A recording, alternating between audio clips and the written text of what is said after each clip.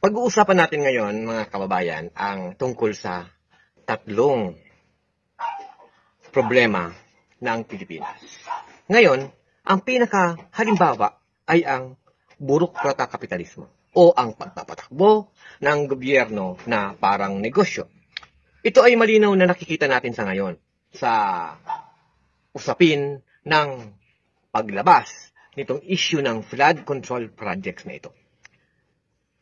Itong mga politikong ito ay nagpapayaman gamit-gamit ang kanilang kapangyarihan sa pwesto.